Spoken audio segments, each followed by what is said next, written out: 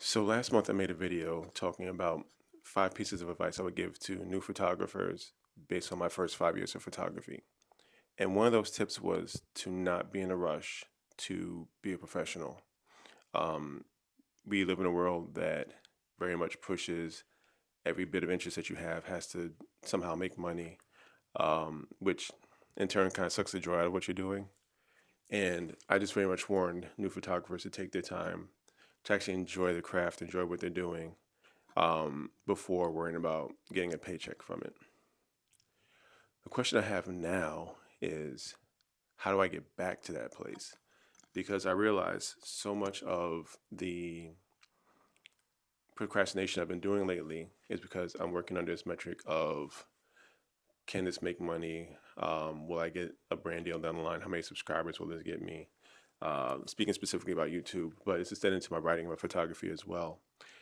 How does this thing I'm working on translate into some sort of fiscal or other form of advancement, whether it's just notoriety, likes, views, yada, yada, yada. And it's really killing my creativity.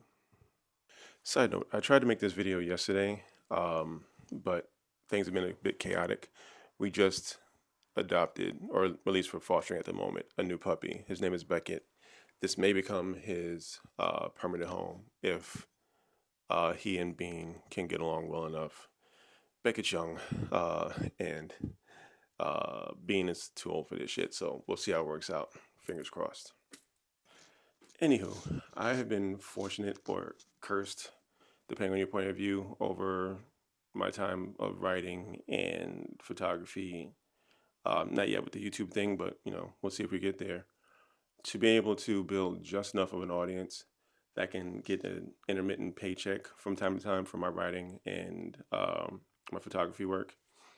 On the writing side, I've written for NBC News, NBC BLK. I was a weekend editor for Griot at one point.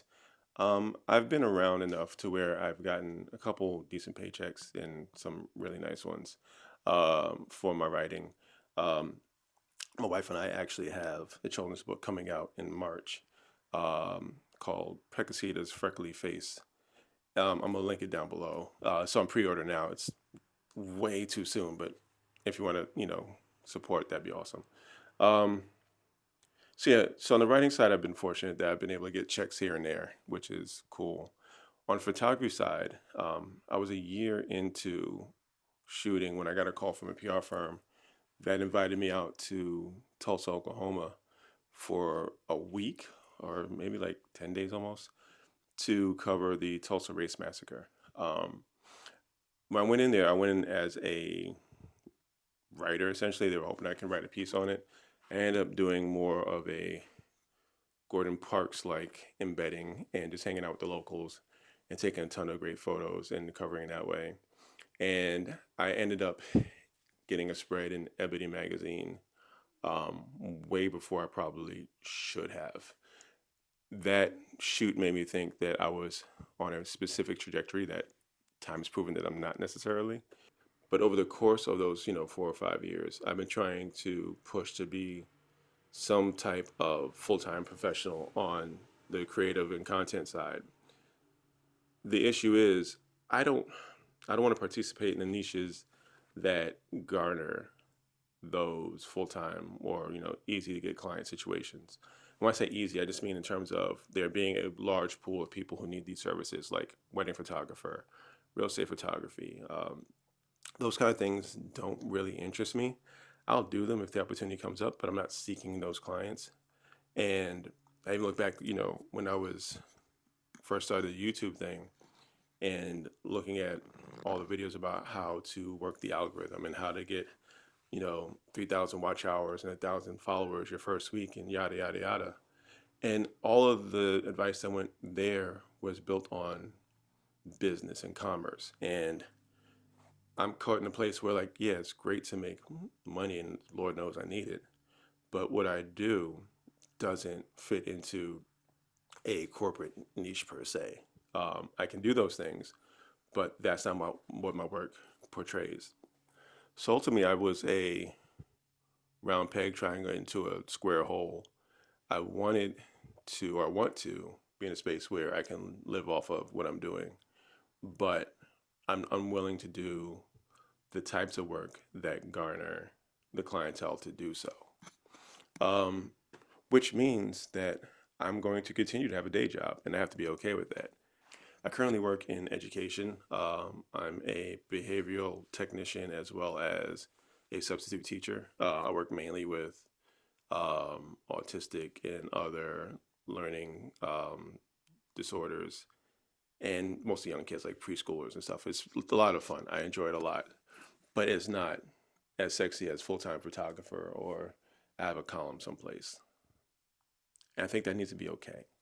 So I have projects in mind that I absolutely want to get done, but I keep getting stuck in this old mindset of once it's done, how do I deliver it? Is it something that lives online? Is it something I can sell? Does it have to go to a gallery? I'm skipping ahead to the parts that don't matter when you don't have any bit of the project laying in front of you, when you haven't started. I had the idea basically to combine my writing and my photography into one book, zine, blog, whatever it is. But because I'm trying to figure out how to make it commercially viable, I'm not just making the thing. I've been circling around this thing for months now. Um, it's sort of why I put out the video I put out a couple videos ago about wanting to just make the thing and stop talking about making the thing. Yet here I am talking about making the thing again. We're all human, I guess. This is one of those videos where I wish I had some succinct ending, but I think I'm actually more so reaching out for feedback from you all.